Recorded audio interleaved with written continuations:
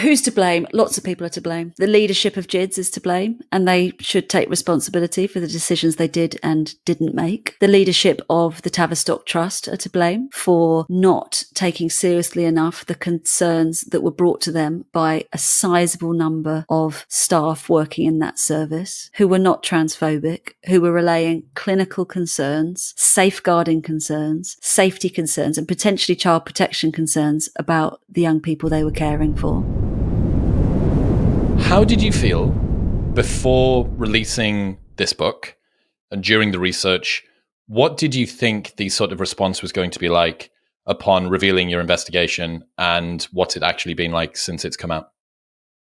I think the weeks and months prior to publication were the worst. I was very, very nervous, and it had been years of work, and it was a bit like a third baby, really. I've got 2 kids, and you take your baby out into the world and you want people to love it. Obviously not the way that you do, and I love my children more than my work, but I was really nervous about how it would be received and the response that I would get as well. And I have to say, I've been so pleasantly surprised in that the response has been overwhelmingly positive. I mean, there have been favourable reviews on the left, on the right of British politics. I've spoken with public service radio in Australia, the first time the ABC have really looked at this topic, acknowledging that, people do have concerns about the evidence base in particular. I've spoken to NPR over there in the States.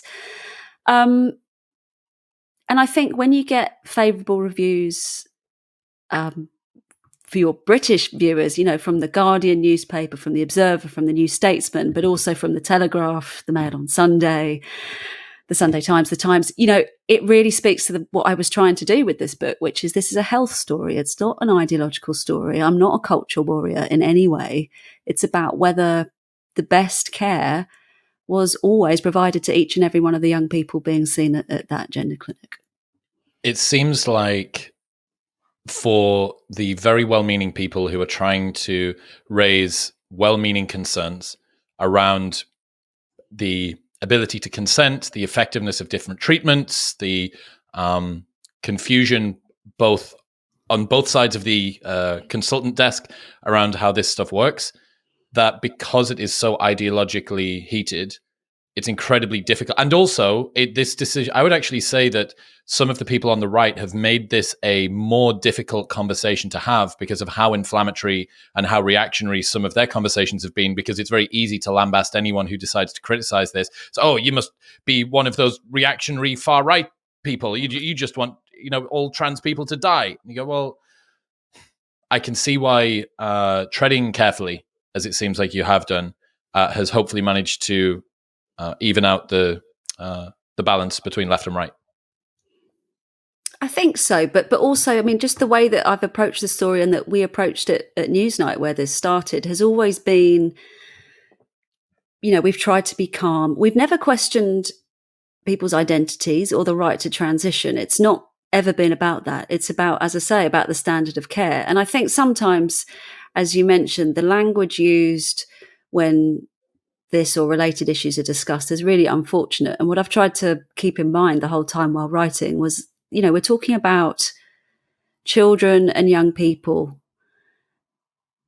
and we need to, be really careful in our language. And often those young people are really stressed, and it doesn't help to speak in really inflammatory terms. I think it's far more heated in the States than it is here. Obviously, it's very divisive here as well, but we don't have, you mentioned sort of the evangelical right and the hard right who deny the existence of trans people and perhaps want to take away all care. And I don't think we have that here in the UK. No, I would agree. For the people that are just in the UK and think that this is a very heated topic, turn that volume up by 10 times, and that's what you've got over here in the US. Okay, so what is the story of GIDS? Wow, where to start? Well, it started off as it was the brainchild, if you like, of a child and adolescent psychiatrist called Domenico DeCeli.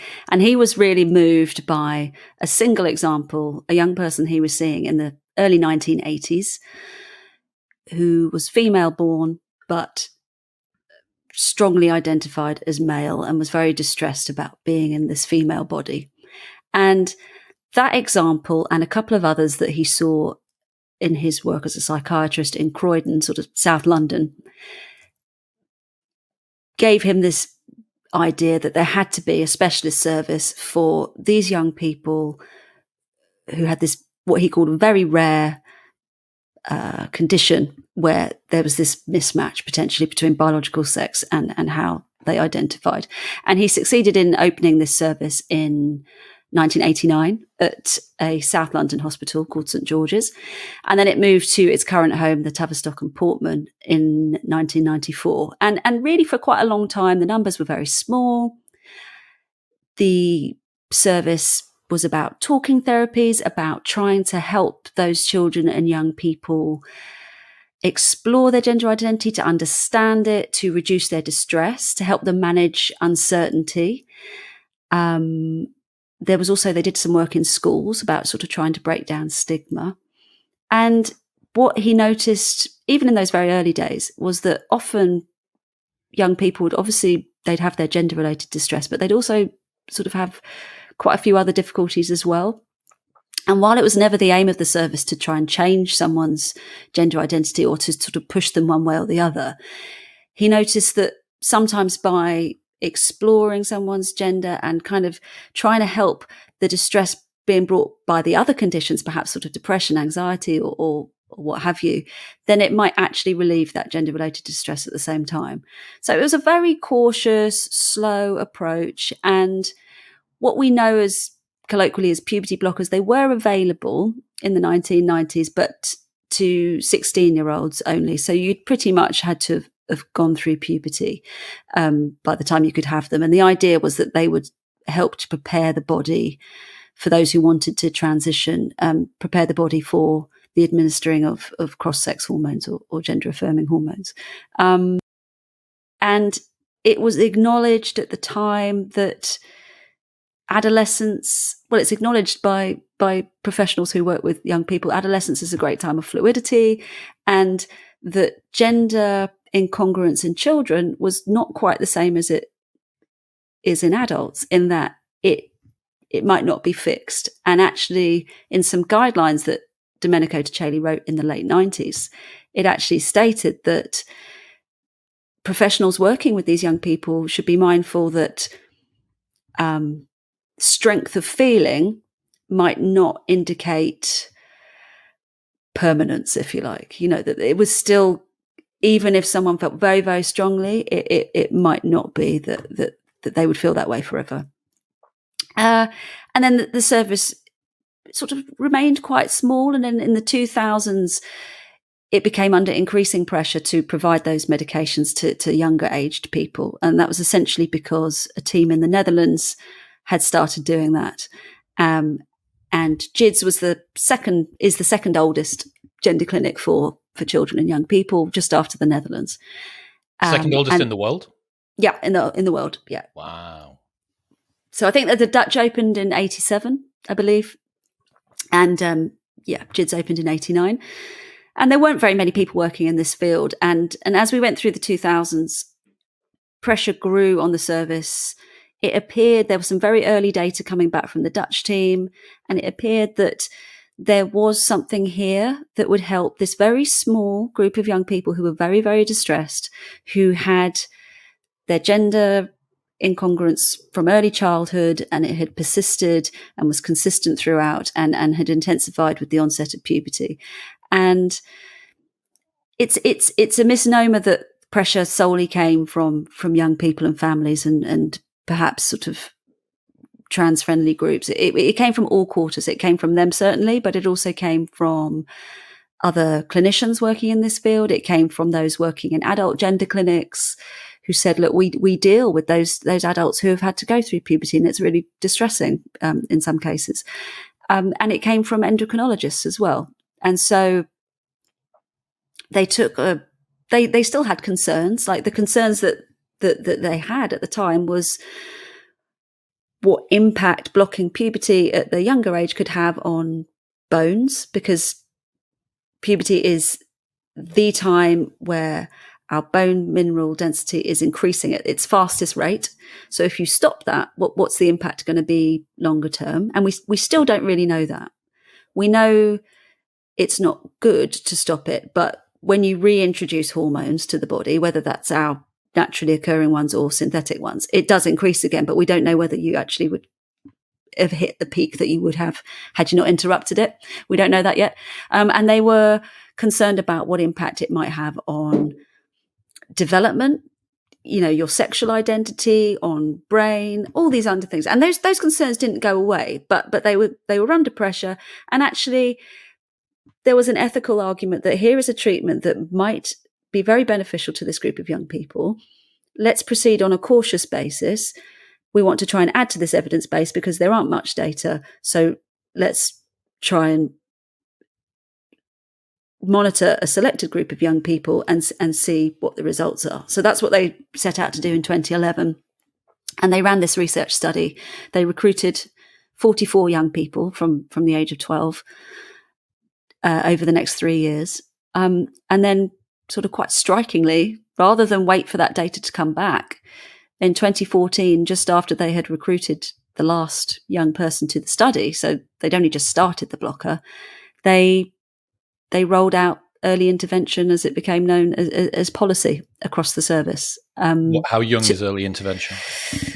Well, at that point, it was 12. But what they did in 2014 was not just roll it out and make it to anyone who fitted certain criteria, but as not part of a study. But they actually did away with that younger age limit altogether. So they moved from what was called an age approach to a stage approach. So providing someone had reached what they call Tanner stage 2 of puberty, which is pretty early puberty. So for girls, you could be in Tanner stage 2, for example, but have not started your periods. It's that early. Provided you had reached Tanner stage 2, you could potentially go on to puberty blockers. So, for example, in girls in particular who tend to start puberty earlier, that could be as young as 9 or 10. And certainly, data that GIDS have presented publicly has shown that they've referred a 9-year-old for puberty blockers, and 10-year-olds have started on puberty blockers. Not many, but they have. Okay, so that's 2014. Yes. And then what happens is, at the same time that the puberty blockers had become sort of more widely available, this coincided with a really quite rapid increase in the number of young people being referred. And we saw this rise in absolute numbers. So from 2009 or 9-10, the financial year, 97 referrals to GIDS. Had that been relatively flat throughout the 2000s? Well, it had grown, but not, quite steadily. Well, and some years it went up, and some yeah. So it wasn't huge. I mean, it had gone up. It did double one year. Which year was it? From memory, I think it might have been about 2005, potentially. Went from 20 something to 50 odd, but it was relatively small. And so we had this 97 in 2009-10, and then it went up 50% per annum until 2015, where it doubled. And that was beyond anybody's expectations. So what number does 2015 get us to? How many people is that? So it was 1,400 and something. Okay. And so not only did they see this really quite rapid increase in referrals, but there had been a really dramatic shift in the demographics of the referrals at the same time. So whereas previously the majority of those referred had been boys, so biological males, who had often had sort of lifelong gender dysphoria or gender incongruence. What happened over that 5-year period or so is that the girls then equaled for the first time around 2011, and then massively overtook the boys. So by 2015, it was 2/3 female in terms of referrals. And they tended to be girls who didn't have this sense of lifelong gender incongruence, but really their gender-related distress had started after the onset of puberty in adolescence. And they often were contending with quite serious other problems as well, like eating disorders, suicidal ideation, depression, anxiety. Some had suffered physical or sexual abuse. So they're really quite complicated young people. And this is really when clinicians working there started to worry, because the evidence base for using the puberty blockers was limited anyway. That's why they set out to do the study in the first place, to try to add to it, because we didn't really have much data. There was a bit more by this point from the Dutch, but it's one gender clinic. But what GIDS was now doing was applying a medical treatment which had a low evidence base to start with, to a completely different cohort of young people for whom there really was no evidence that it worked. And actually, the leaders of the service were quite open about that. And they spoke to the UK Parliament in 2015, and in their evidence, they said, we have extended the use of physical interventions to those for whom there isn't a robust evidence base. We're not seeing the young people that are in the Dutch study, but we think it will benefit them. Now, it was well-intentioned, but it wasn't evidence-based at that point. And the evidence really never came to support the widespread use of puberty blockers for this cohort of young people. And we haven't seen that from other gender clinics either. And a year later, 2016, the initial data started to come back from that study, which showed that at that point, every single one of the young people who'd gone on the blocker and who was eligible to go onto cross-sex hormones, the next stage of a medical transition, had done so. And for some clinicians, as one clinician in the book said, that was their holy fuck moment, because it exploded this idea that they were telling families, and that they had been led to believe themselves, that the blocker was providing time and space to think, which made perfect sense. Like the idea that someone is very distressed about their developing body, that's not the gender they identify with. So if you pause the body's development, then that made sense, that you would pause the distress and allow time to think. But some people started to question, well, what are the odds of adolescents in particular having time to think, but then all thinking the same way? Like, generally, that's not something we see. And moreover, when young people were approved for the blocker, that they were given no space to think either by the service, because rather than increase the amount of time they spent talking with professionals and using that time,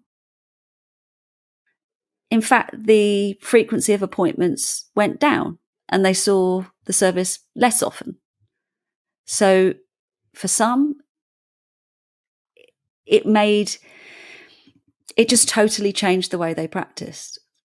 They saw that actually their decision to refer someone for puberty blockers, and I say refer because GIDS doesn't prescribe. They refer, and then some endocrinologists at two other hospitals do the prescribing.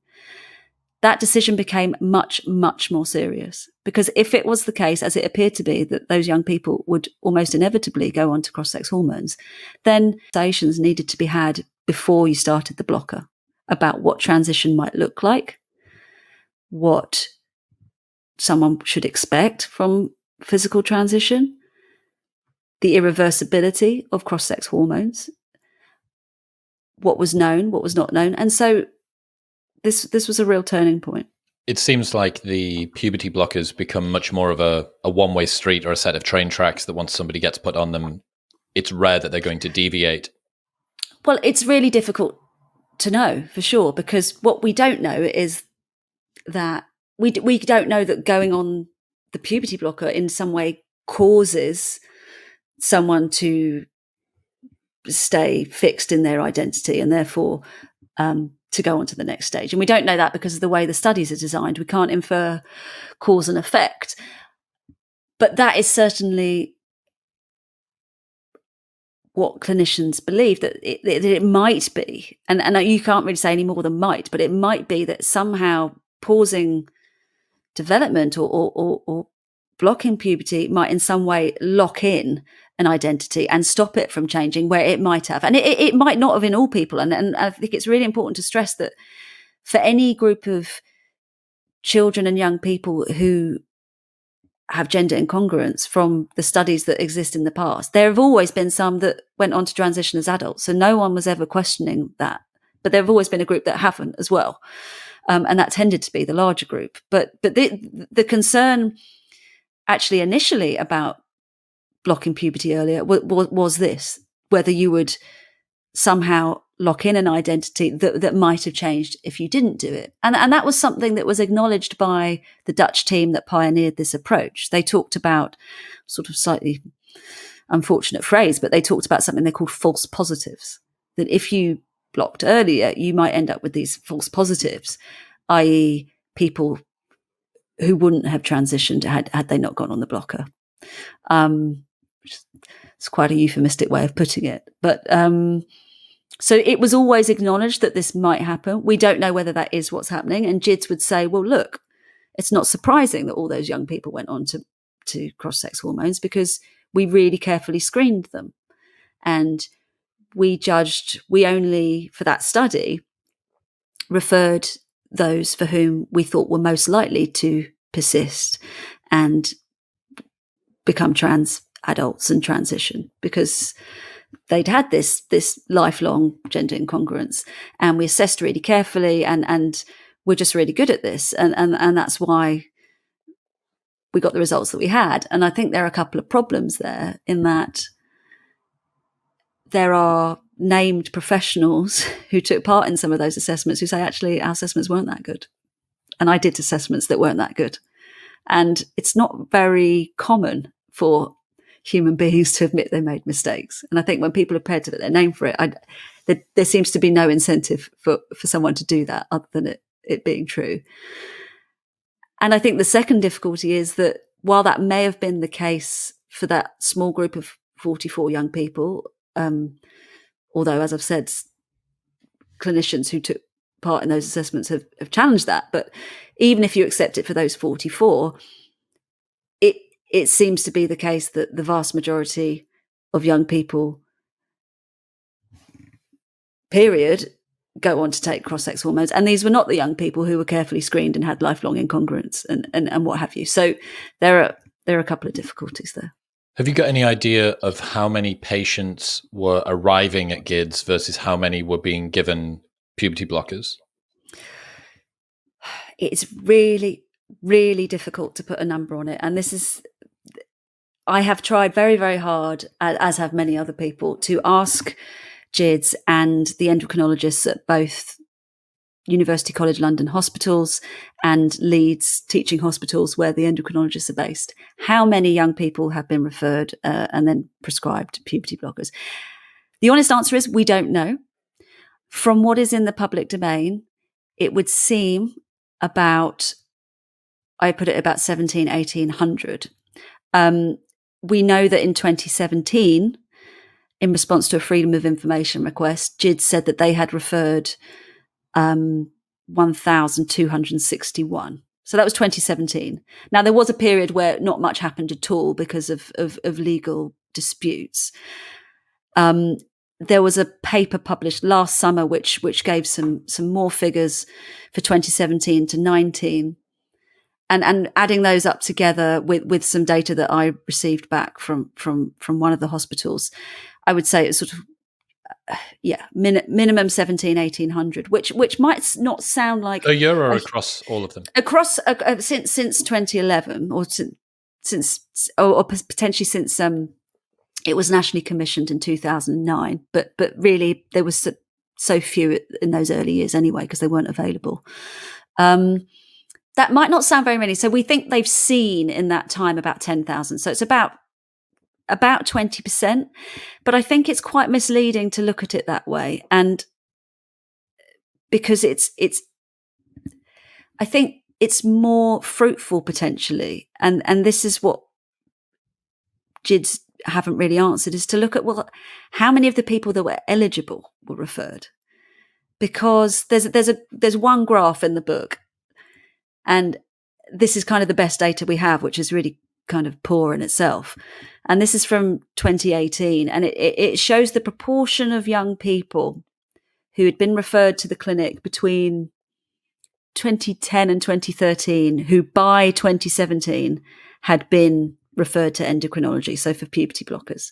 And what you can see very clearly is sort of a classic bell curve, that at both ends of the age distribution, the very young and the very old, you have quite low proportions. So, the 3, 4, 5-year-olds who were referred during that time, they wouldn't have been eligible basically because they hadn't started puberty. So that kind of rules them out. 16 and 17-year-olds, the 17-year-olds in particular, very low proportion, because there's not really much point going on a puberty blocker. You can go straight onto adult services and have hormones direct. So, and that's, clinicians say that happened quite a lot. The older ones would say, because the rules here, not in the States, but the rules here were even if you were 15, 16, 17, you had to go on puberty blockers for a year before you could go on hormones. You could never go straight onto hormones. So lots of people just waited for adult services. But what you see in the middle, these kind of adolescent years, is very high proportions of young people who were referred between the ages of 11 and 15 were then referred for blockers. And those who were referred in that time period, 2010 to 13, who were 14, in fact, about 70% of them did. So averages can be very misleading. And, for years, GIDS put out a figure in the public domain. They gave it in loads of interviews. They said about 40% of the young people are referred for puberty blockers.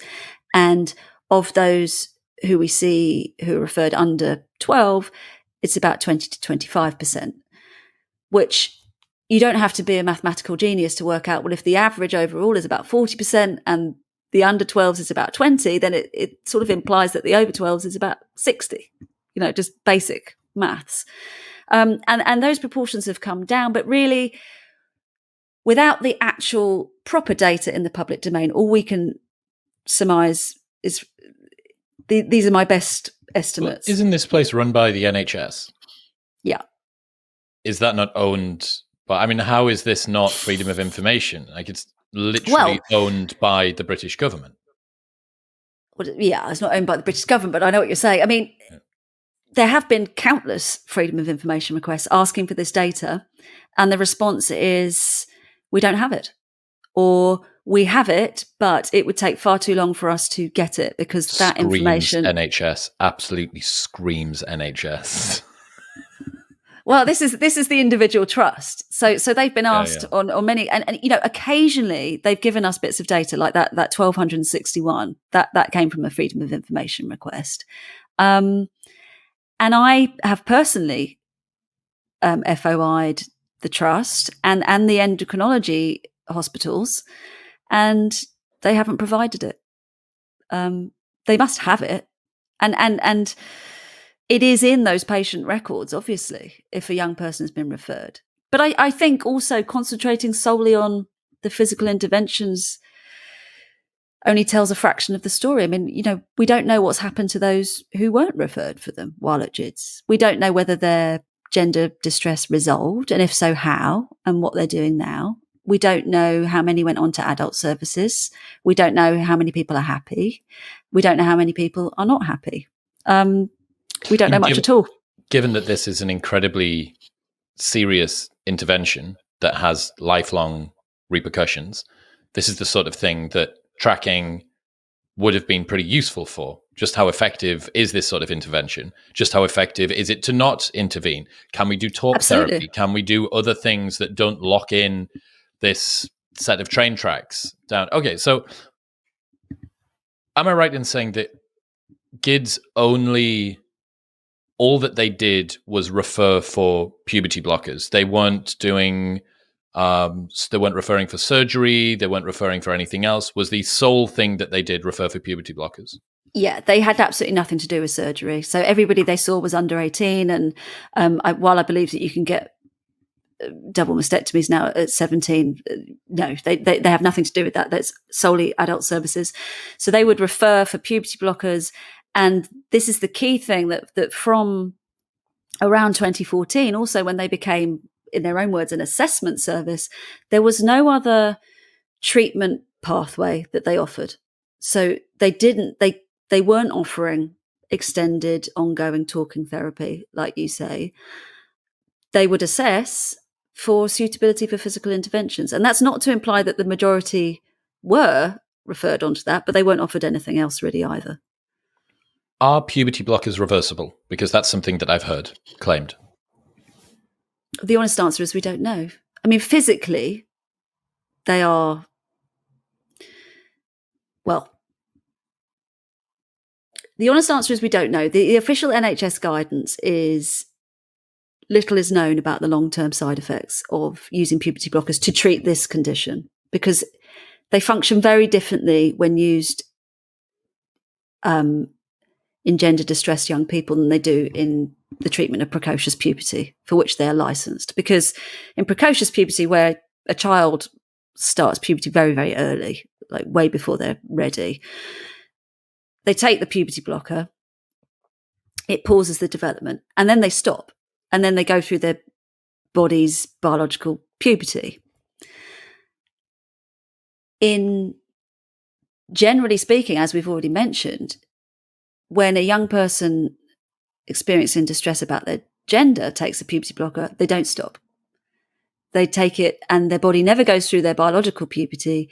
They will then go on to cross-sex hormones, and hormones will return to their body, and their bones will start strengthening again, but it's not their body's naturally occurring hormones. So systematic reviews of the evidence base have been undertaken here in England by NICE, the National Institute for Care and Health Excellence, in Sweden, in Finland, and I believe Norway now as well, by the respected health bodies, the official health bodies. And in all those cases where they've undertaken a systematic review, they've found the evidence base wanting on the efficacy of using both puberty blockers and cross-sex hormones in this area of healthcare. But physically, they are reversible in that if you stop, then yes, puberty resumes. But what we don't know, and what's acknowledged by the NHS in its official guidance, is we don't know what long-term impact blocking puberty might have on brain development, on cognitive development, on sexuality, on the development of other identities. So we don't know any of that, because the long-term data doesn't exist. And interestingly, there's a case study in the book, a young trans man called Jacob, who took the blocker for 4 years, from 12 to 16, was not very well on them at all. And, you know, the argument is, yes, they're physically reversible and puberty resumes. Well, he didn't get his periods for 2 years after coming off the blocker. And even now, he's 19, they're not regular. And surprisingly, he's not being monitored at all. There's been no follow-up since he chose to leave the care of GIDS. So the statement is made that they're physically reversible, but in fact, when used to treat this condition, we really don't know. So few people come off and then they're not followed that we don't know, and we don't have the long-term data. What about the effectiveness of puberty blockers for helping with suffering and suicidality in youngsters? Well, again, the data are really quite poor. The original Dutch studies argued that there was they saw psychological benefit to going on the puberty blockers, and then they didn't actually measure the sole impact of cross-sex hormones. It was hormones and surgery.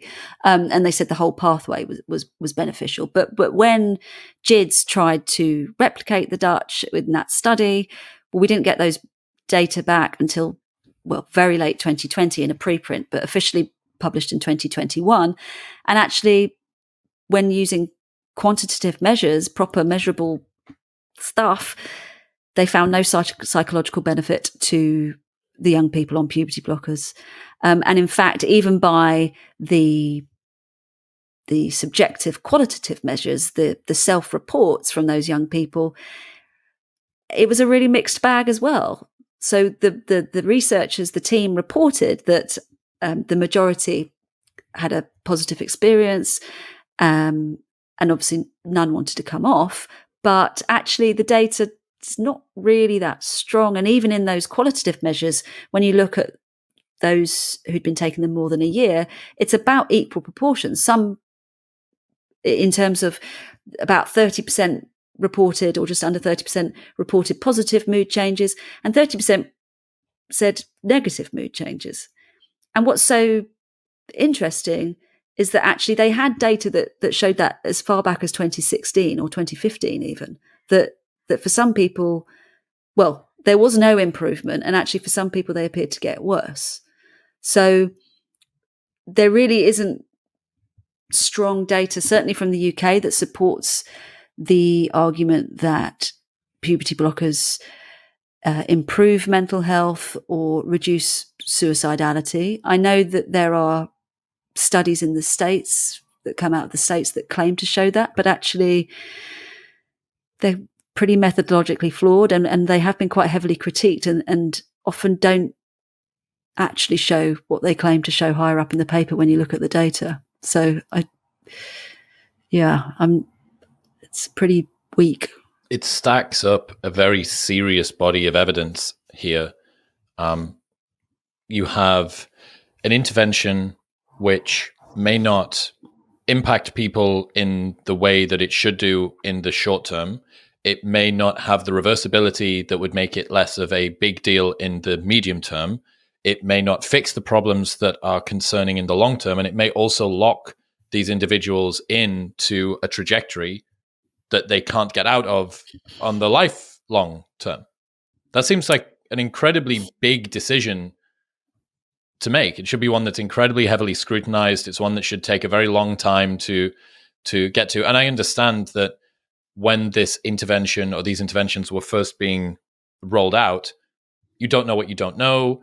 You don't know just how serious it is, et cetera, et cetera. I presume that the unknown unknowns and the gaps in knowledge are precisely where a lot of the holes, like people fell through these holes, both in terms of the clinicians, the consultants, and the patients. Yeah, and I think it's really important to acknowledge that there are consequences to not acting as well. And, I've spoken to people for the book who are very happily transitioned, and they describe puberty blockers as life-saving. So that is some people's experience. And there is an argument that that some in the trans community and trans allies will put forward that they're not meant to be antidepressants or anything. They block puberty, and they prevent a young person going through changes that they can never reverse if they choose to transition as adults. But I think, which is true, like that is one rationale given for the blocker, is that it prevents future surgery, and it makes, particularly for biological males, it makes it easier to pass as adults if they choose to transition. I think the difficulty is that these various other rationales, sort of the time and space to think, and the improvements in mental health, and the reduction in distress, have been given as the rationale for using the blocker by researchers and by gender clinics, and so there's sort of shifting goalposts as to what we're measuring, and it's almost as if when the data doesn't support the original hypothesis, then the hypothesis changes, perhaps. Yeah. And I think you're right with the unknown unknowns. And I think when this started, it was it was trying to help a very small number of people with a very sort of specific difficulty. And they proceeded with caution, and they tried to add to data, tried to add to the evidence base. But when data came back that wasn't consistent, that didn't support what they believed, they didn't that didn't give pause for thought. And that's what's quite striking.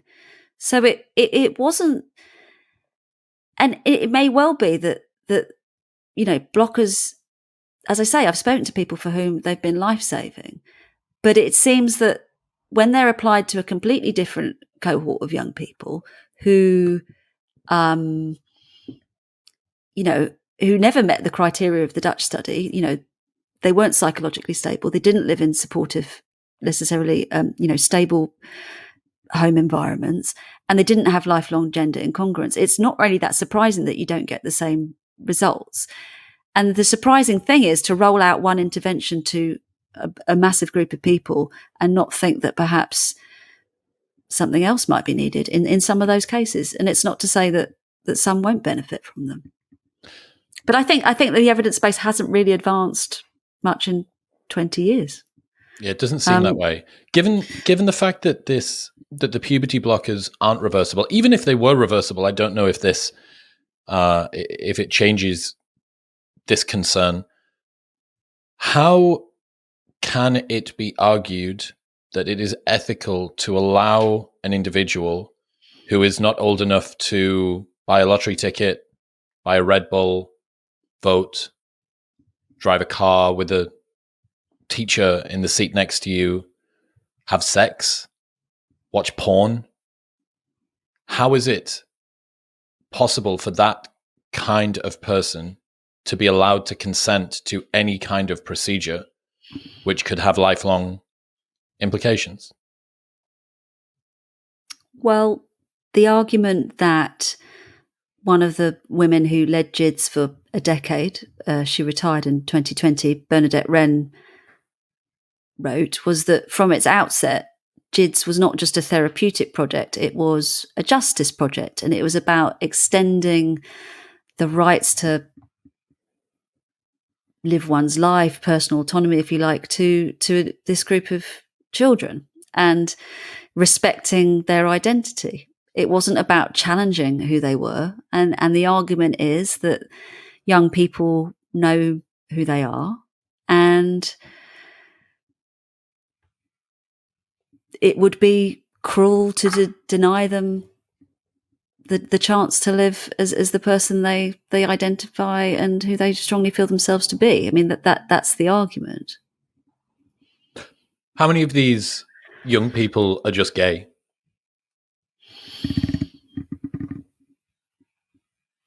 Well, I can't answer that definitively. What I can say is that from the very limited data that exist, many of the young people referred to gender clinics, well, certainly to GIDS, are same-sex attracted or are bisexual. So what we know is that actually, so the 70 young people in the Netherlands who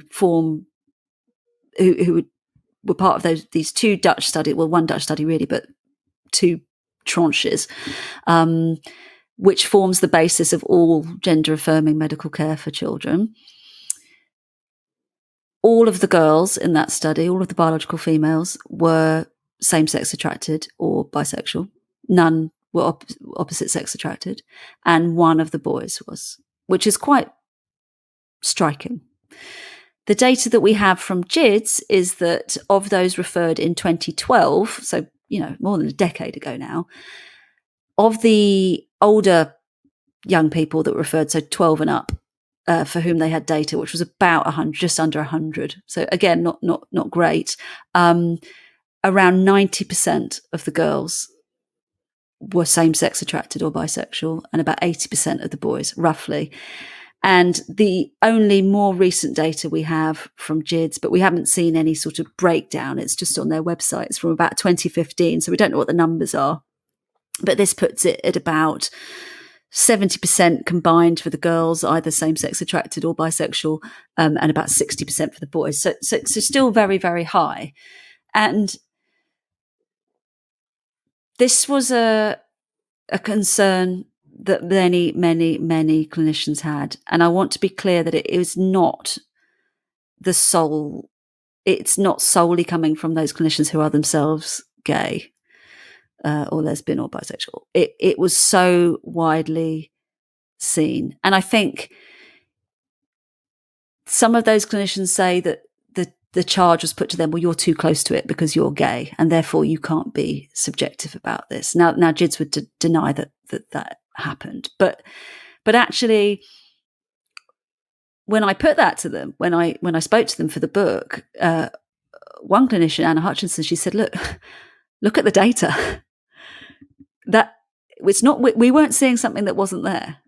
And okay, the data aren't great. We only have a couple of years, but we saw this on a daily basis. Young people, mainly girls, but the boys as well, sitting in front of us, talking about how they had a relationship with someone of the same sex, been experienced homophobic bullying, and then came to identify as trans.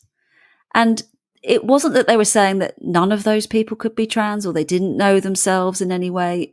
They were saying, we need to think about this, and we need to explore sexuality as we need to explore gender, because it's noteworthy that in many of the cases, someone was not just, a transition wouldn't just change their gender, it would also change their sexuality. And they were just saying, this is something we really need to think about, and that they were worried about. And it's another example really in this story of where knowledge seems to get forgotten as time goes on and the clinic became busier, because the old data tended to show that when you had a group of young people who were distressed around their gender, some would grow on to be trans adults, but the majority wouldn't, and the majority of them would grow up to be gay.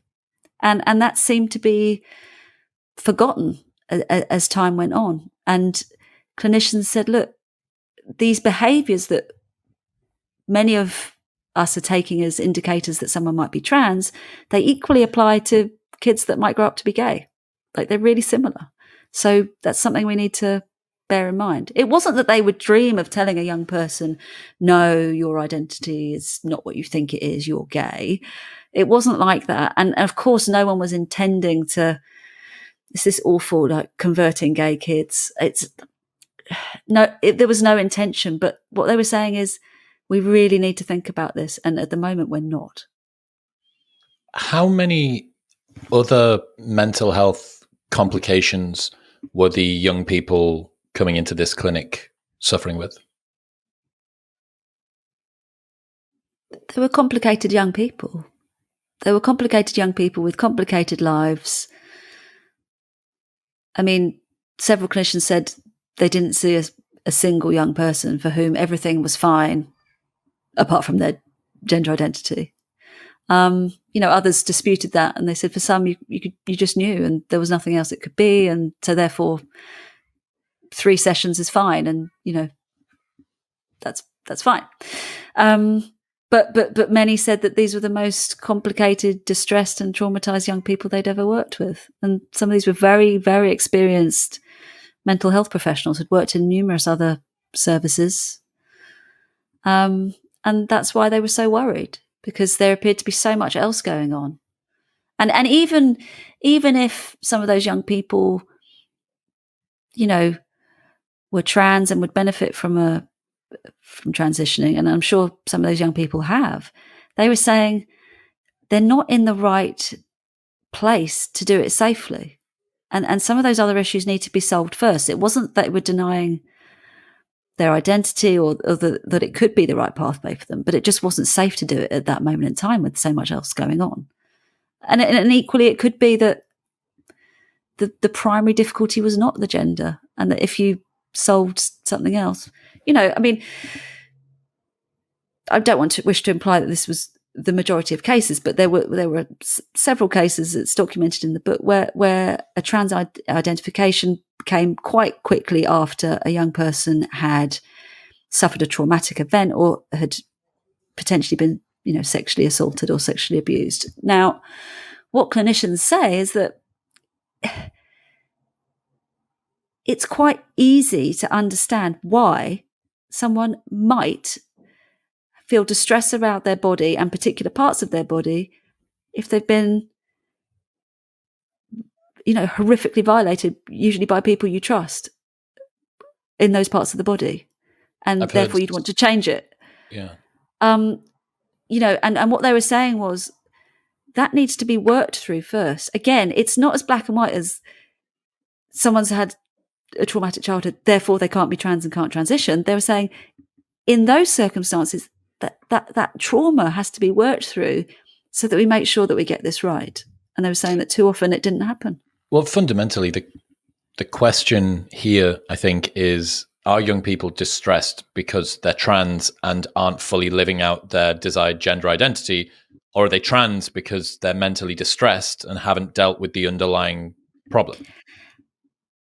Yeah, and it could well be both, depending on which young person you're talking about. And it's interesting that taking someone through CBT, or taking them to an anxiety counselor or a trauma therapist or whatever, psychotherapy, is significantly more reversible than putting them on puberty blockers. Yes. I guess the counter argument would be, if you miss the relevant time window, then for someone who will identify as trans for life, then those changes to their body are very damaging and irreversible too. So, but yes, I mean, I wonder if the more ideologically bound would even see removing some of the, let's say that there is a non-zero number of people within this cohort for whom autism, OCD, trauma, etc., are precursors to a gender identity crisis. And if the precursors were removed, that the gender identity thing would fall away. I can imagine the more ardent trans activists here in the US saying that would be something which is unethical as well. That by getting rid of the precursor, this is denying somebody's transness out into the world.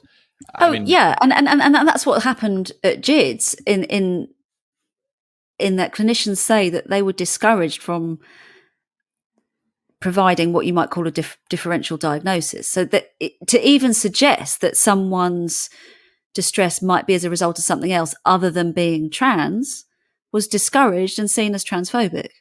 So yes, I mean that is the view of some people. Didn't you had a story about a boy who was showering 5 times a day and wouldn't leave his room? What was that story? That was an absolutely heartbreaking story. So this is a young sort of teenage boy, was openly gay, and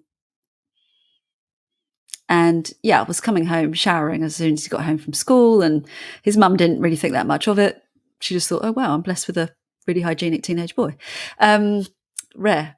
And it became very, very serious, and she quickly realised that he had quite a very severe obsessive compulsive disorder, and sought help from local, what we call CAMS here in the UK, so Child and Adolescent Mental Health Services. And not long after he was seen at CAMS, he blurted out to his mother, "You don't understand, I'm trans, you've been misgendering me my entire life." And put it into perspective, he was 6 feet, big, very tall, size 13 feet, what have you, as I say, openly gay and happy to be. And his mum was just like, what? And it was 2014. She didn't even know what it meant, really. And from the moment that he'd said that, CAMS would affirm him as female and set about referring him to gender specialists, to GIDS. And his mum was like, hang on, he's really unwell. Like, even if this is true, he's in no state whatsoever. And his mental health deteriorated very, very rapidly. He got to the point where he couldn't leave the house. He couldn't go to school. The floor of his bedroom had to have plastic sheets on it. His bathroom would be flooded. because he was going to the toilet so much he couldn't keep clean, and then the toilet would flood, and it was absolutely, I mean, talking to his mum, 8 years after the event, she was in tears, and it was very, very distressing. And he was so ill that he couldn't actually attend his appointments at GIDS. And rather than take that as a sign that perhaps he wasn't well enough to transition or to consider transitioning, a very senior GIDS clinician travelled to his home instead, to nearby his home, several hours. And his mum claims that at that very first appointment, he wasn't offered blockers, but the subject was brought up, and she just couldn't believe it. And ultimately, she took him out, and he had private therapy. She lost all faith in NHS clinicians and said, "This is just mad. Basically, my son is really, really ill, and no one's helping him." And then after several years, he didn't identify as trans anymore, and he's happily gay and has a partner, and their relationship isn't very good. He still has mental health problems, but it was just extraordinary that someone who cannot leave their own home, who wanted to cut off their own penis and saw things crawling up the walls, that to even consider that they would be in a state ready to transition. You said that less than 2% of children in the UK have an autism spectrum disorder, and at GIDS, more than a third of the referrals had autistic traits. Yeah, and that's something that worried clinicians too, because they're like, well, that seems to be very high. I mean, the 2% thing, I mean, that may well be an underrepresentation. I mean, this debate's had all the time. The data on autistic spectrum disorder is not fantastic, but yeah, I mean, that's the best we've got. And again, it wasn't they were saying that no one who's autistic could be trans. It's just with this really high proportion exhibiting moderate to severe traits, might we be medicating unnecessarily autistic kids?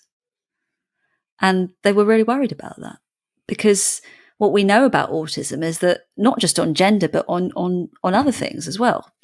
Autistic people can think very, in very black and white terms. And it seemed to those clinicians who were sitting in the room with those kids and their families that it was potentially a way of making sense of their world rather than a true identity. And they just wanted to be as careful as they could be. What have you come to believe about why this 2015-16 period just saw an insane increase in the number of admissions? What do you think is going on there? And also, what were the downstream implications for what happened inside of GIDS? Okay, so the first part of the question, I think there are lots of things that explain it. I don't think I can give a definitive answer, but I'd say there's a load of factors. So GIDS themselves would put this rise down to increased acceptance of trans people, increased visibility, and it being easier to come out and put a name to something. I think that might be true for some people. So, for example, there's a young trans guy in the book called Jack, and for him, that kind of fits him, really. He, for his entire life, since childhood, didn't feel like a girl.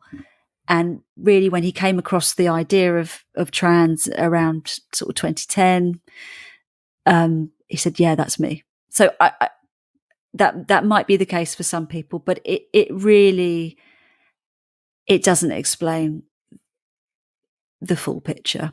And all I can really say is what clinicians have told me and what young both trans and detransitioned people have told me, which is, a variety of things. So for some people, and actually WPATH, the World Professional Association of Transgender Health, which is based out there in the States, and is very affirmative, even they accept that for some young people, there will be a social influence to this.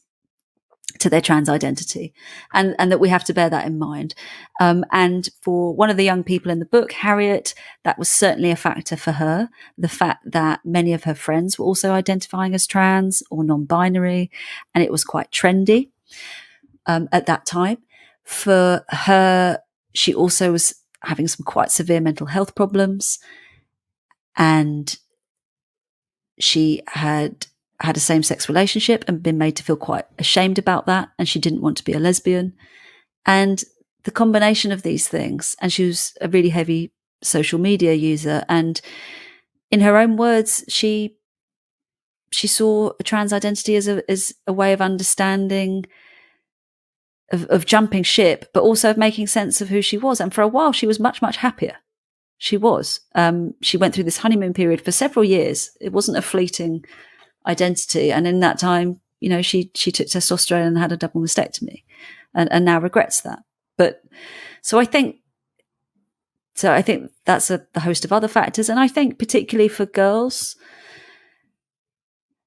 it's quite hard being a teenage girl. I mean, puberty is quite difficult anyway. I mean, but I think now we have, hardcore porn is quite ubiquitous, and I think it's probably difficult being a teenage girl when there are certain expectations of you sexually, and perhaps having your first sexual experience with boys who have consumed that kind of material.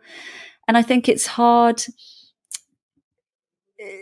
for some girls who don't perhaps feel that, they don't live up to they don't feel uber feminine. Perhaps they don't fit what they see as girls should be, that they're not doing girlhood properly. I think it can be a really difficult time. And I think all these things perhaps explain why a different identity might be the answer. That would also coincide, we were talking about this flip almost, that it was mostly biological males, and then you get this whoosh, this big sort of lift off. So you go, okay, well, what's happening to just the girls? Advent of social media, ubiquity of online porn, expectations, or I guess a back end of a sexual liberation movement that perhaps makes sex at younger ages more common. Like British TV series like Skins and stuff like that. It really does put relationships at the forefront of a 14, 15, 16-year-old's life. So it doesn't surprise me. No, and clinicians, these are not my sort of ideas. This come, but from professionals. But clinicians would also say that girls in particular, and they've noticed this in their professional careers. I mean, girls have a tendency to express distress through their bodies. So whether that's eating disorders, cutting, that tends to, affect girls in greater proportions than boys for some reason. I remember, but also, I do want to say that. Sorry to just very, very briefly that I talked about Jack, and some of the number may well be that some of these will they'll identify that because they'll grow up to be trans. So I want to sort of acknowledge that as well. Yeah, I remember hearing a story, two really interesting stories recently. Actually, the first one was a girl who overate. Well into adulthood, and after a ton of therapy, it turned out that she'd been sexually abused when she was younger.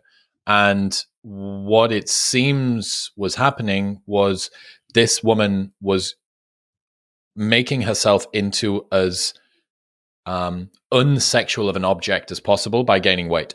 So she was using weight not only physically to create a barrier around her that made her feel safer, but also like figuratively, symbolically, so that she wasn't seen in that same kind of sexual light. And I was like, okay, well, that's interesting.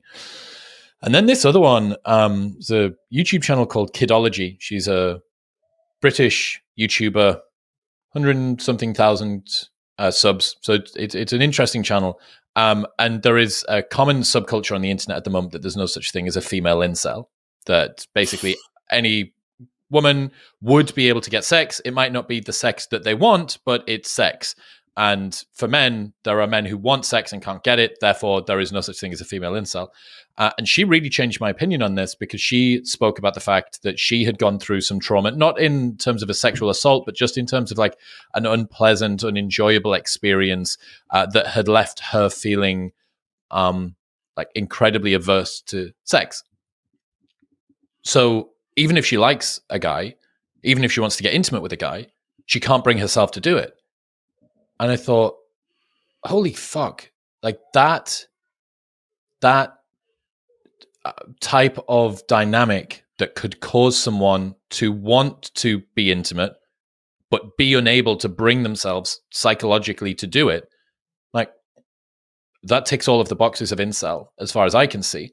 And both of those, just very interesting, obviously, as much as I can try to understand the female psyche, much smarter people than me have done it and failed. But both of those, I found it really interesting and insightful around, some of the challenges that I think are unique to the way that females' minds work. Yeah, I mean, I don't know if I can add anything really. It's such a fantastic story. So, okay, one of the elephants in the room, I suppose, especially for the people that are listening from America, especially for the people that are listening to this, coming out of the culture war, raging left versus right thing, is how much of a role did ideology play when it came to the behavior of and policies at GIDS? I think it's really complicated.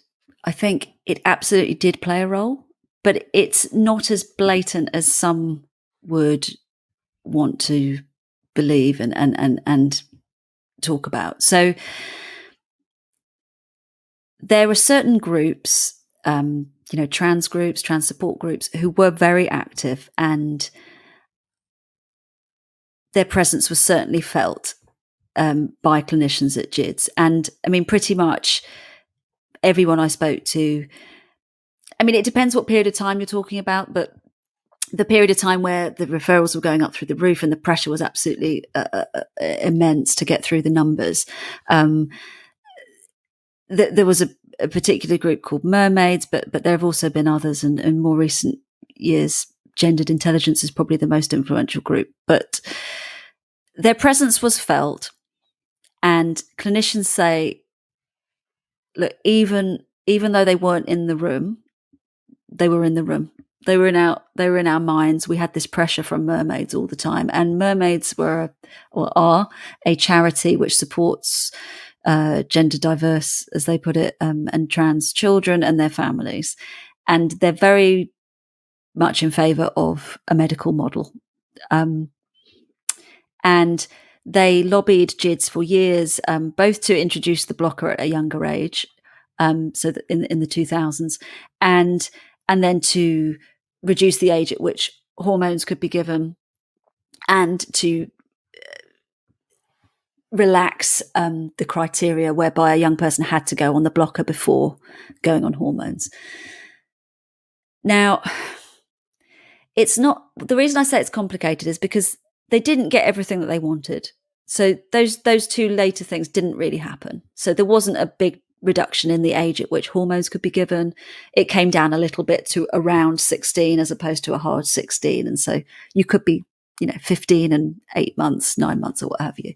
But it didn't really shift significantly. But they were influential.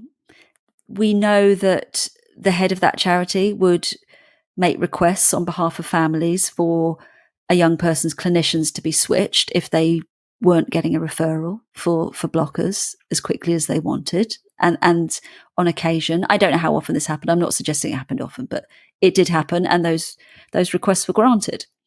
We know that senior people in the wider trust, which housed GIDS, wanted to coordinate the content of GIDS's website with that of Mermaids and make sure that they were consistent and get approval for that from Mermaids.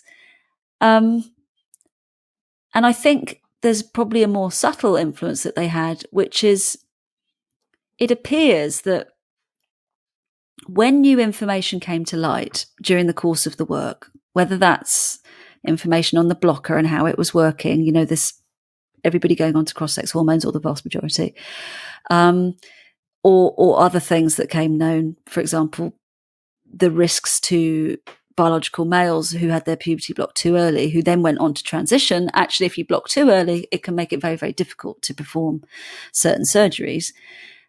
When information came to light, it wasn't routinely passed on and it wasn't written down.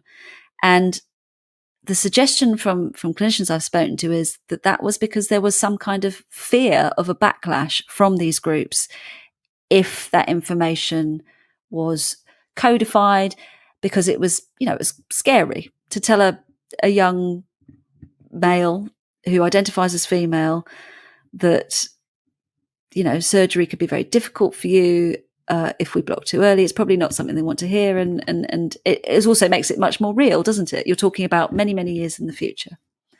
So I think they were influential. They weren't running the show, but clinicians were definitely aware of them and potentially changed their practice because of them, because they were in their heads.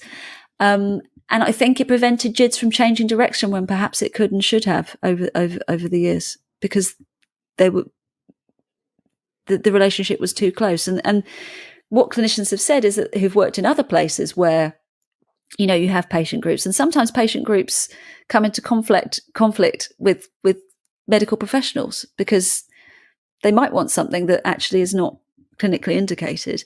And what professionals said was that in other places we saw the service be able to hold a proper boundary, and they didn't see that happening at GIDS. Again, the service dispute it, but it came up with pretty much everyone I spoke to. Even those who spoke favourably about the service, they said that mermaids were very influential. But what I didn't find, and why I'd say it's more complicated when you ask about ideology, I didn't find that the vast majority of people working there were ideologues in any way. I mean, there were some, but it was the minority. Most were just caring, thoughtful professionals who wanted to do the very best for the young people sitting in front of them.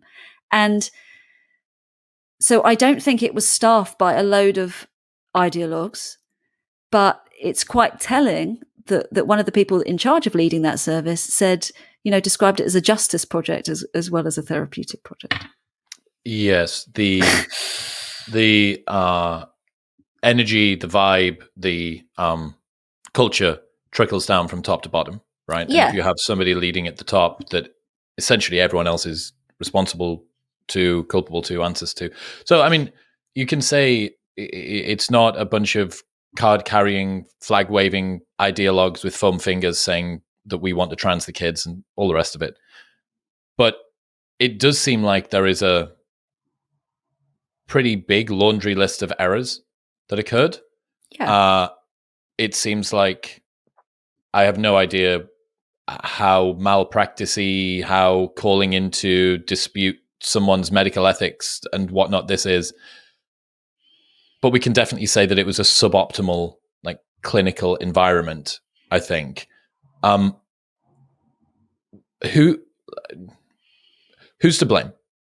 And why did this be allowed to happen? Why, given especially in the UK as well, just for the people that don't, that are maybe from the US,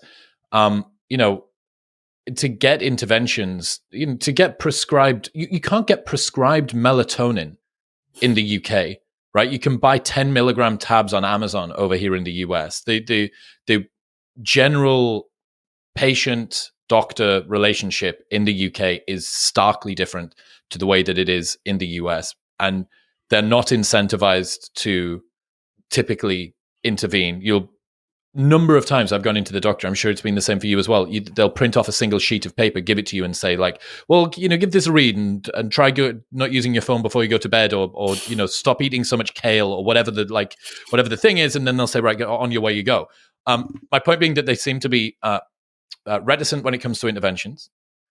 And most people enter this. I have tons of friends that are doctors and work in the medical industry.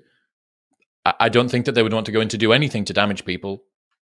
And yet it seems like there's been massive litany of problems. Why did they occur? Is there someone that's having the finger pointed at them?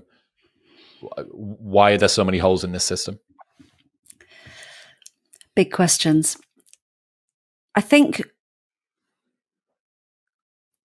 it starts in a way from the previous answer, in that I think where the ideology did trump medical evidence here. So it may have been, and I'd like to believe it was well intentioned, that there was a desire to help distressed young people. But by expanding the group for which you refer for puberty blockers, that was a decision that may have been well intentioned, but it stemmed from a belief that you were helping someone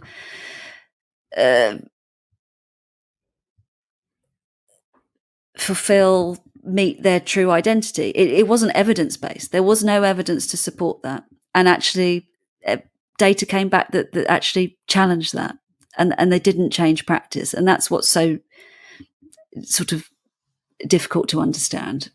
So I think, that is where you can certainly say that ideology influenced, because this was a belief system, really. It wasn't based on evidence. It was a belief that they were helping.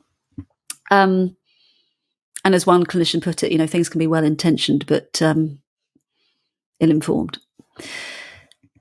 Who's to blame? Lots of people are to blame. The leadership of GIDS is to blame, and they should take responsibility for the decisions they did and didn't make. The leadership of the Tavistock Trust are to blame for not taking seriously enough the concerns that were brought to them by a sizable number of staff working in that service, who were not transphobic, who were relaying clinical concerns, safeguarding concerns, safety concerns, and potentially child protection concerns about the young people they were caring for. And really, to have taken those concerns seriously would have needed huge change. And for whatever reason, the leadership of the trust didn't do that. NHS England is to blame. They did not provide adequate oversight. Why did they allow the rolling out of the early blocking of puberty without seeing any robust data at all? Why did they not step in earlier? Why, when the referrals were going through the roof and that they saw that these were very complicated young people, did they think it was sensible to staff the service with predominantly junior, inexperienced members of staff, which is what happened? And why, when it was clear that wasn't working, did they not change direction? Why did they not act until 2021 in asking someone to undertake a thorough review, an independent review of this service or this area of care, when they'd heard concerns for many years, and at least as back as 2018, if not before? All those people are to blame. So are the media, who for many years did not scrutinise this in the way they probably should have. So are the politicians, who have heard about these concerns for many years and nothing has changed. And so are the healthcare regulators, who, until our work at BBC Newsnight showed them some of these very, very serious concerns that were relayed to the trust during an official review, hadn't inspected it since 2016, and then did go in and rate it inadequate. So many people are to blame. It's systemic failure on quite a large scale. Why did this happen? Well, again, I don't think it's something that I can answer definitively. I think it's something I mentioned before, that, why didn't they change direction? We've talked about this when it was quite clear that it probably wouldn't be the right pathway for all of the young people. Well, it's very hard, isn't it, to admit we've made mistakes. It's not something that is in our nature, really, as human beings. And I think Anna Hutchinson puts it this way when she was talking to the medical director of the trust. She said, for someone to have been recommending or referring for a potentially life-changing medical intervention for a decade or so, what are the implications of admitting that you may have got that wrong? It's quite intolerable, actually, potentially. So it may well be that some of it is explained to the fact that it's too hard for some people to admit that this might not have been the right thing to do in each and every one of those young people's cases. I think what clinicians told me on many occasions was this was just not a service that operated according to the normal rules that you'd expect in the NHS. And they said that the word gender, because it was there in this, it muddied the waters. It meant that it wasn't subject to the normal oversight that you'd expect. And this is something that Dr. Hilary Cass has pointed out in her interim findings, that it hasn't been subject to the normal oversight that one would expect of a service that refers for innovative treatments for children. And the usual checks and balances, the usual data collection, it's just not been there. One very senior clinician said to me, it's almost like for NHS England, there was this cloak of mystery created by a gender service, and it was assumed that we were the experts, and it was so special and we knew what we were doing. So, and so the oversight wasn't there. And I think there are practical reasons that explain it as well. GIDS was part of what's known as specialist commissioning in the NHS. It's a specialist service. And there are hundreds of them. And I think for a while it was really small. It didn't come across their radar. And I think some health insiders that I've spoken to admit they were far too slow to act. But I think for many years it just didn't figure. And that's not good enough. That's not an excuse, and it doesn't. But maybe, yeah, it's there's no grand conspiracy, but maybe it just fell through the cracks. That the fact that there are so many different parties who, through fear, habit, negligence, busyness, distraction, whatever, for a whole host of reasons, and the fact that there is no single hooded figure with a long hook nose and a staff, that's coordinating all of this, is so much more banal and less conspiratorially impressive than I think a lot of people might have considered. But it's the problem with it, and it's the same way that intelligence services work, right? By compartmentalizing information, you limit any one person from being able to work out what's going on. But by compartmentalizing inefficiency, what you do is you stop any one person from being able to fix it. Because there are numbers of different vectors, all of these different angles. Well, this person's shit, and this person's shit, and this person's shit.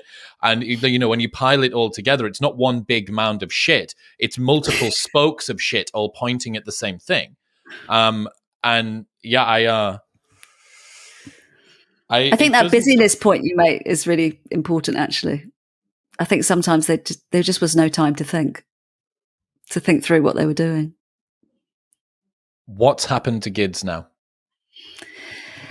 So GIDS is still open. It has lost a lot of staff recently, and I was talking to a parent of someone being seen there at the moment who has said this has been quite difficult because it's made continuity of care really quite tricky, having lots of different clinicians. So they've lost a lot of staff. They're still open. The NHS has announced last summer its plan to close it, and it's going to be replaced by regional services in England, 2 to start with. But then the idea is that there'll be maybe 7 or 8, and that will hopefully address sort of the busyness issue, which is you can't have one clinic attending to all the children of one country. It's crazy. But also there is a very different approach that's been signalled that these new services will take. So gone is any mention of, a time limited assessment, whereas the current document that guides GIDS talks about 3 to 6 sessions that an assessment will be carried out. There's just no mention of that. The primary focus is going to be psychosocial and psychological, so talking. It's going to be, the primary aim is reducing distress. It's going to be far more holistic, much more mental health support for young people, expertise in all these other factors that we've talked about, in autism, in other neurodiverse conditions, safeguarding expertise. And now what they have said is that these gaps in the evidence base, which have been identified by the systematic evidence review, they've got to be plugged. We can't just continue with no long-term data or a really clear view on who benefits from this treatment and who might not benefit, and what the long-term impact might be. So what they've said is that physical transition and access to puberty blockers probably will still be available, but young people will be expected to enroll onto a research program, so that some of that data can start to be collected. And actually, on the point of data, as we've discussed, these new services are going to have routine and consistent data collection, which doesn't appear to have been the case over the last 30 plus years. But in the meantime, there are at least 7,500 young people waiting on a waiting list for help, some of them waiting for years, in distress and with nothing. And that's awful.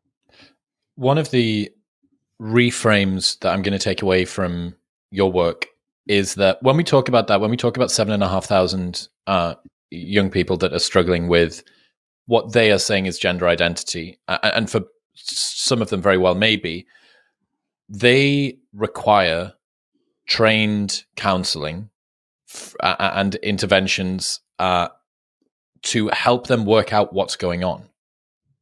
That this could be from all manner of different places. And the reason that I think that's such an important takeaway is that that's politically neutral. Ideologically, it should be relatively neutral.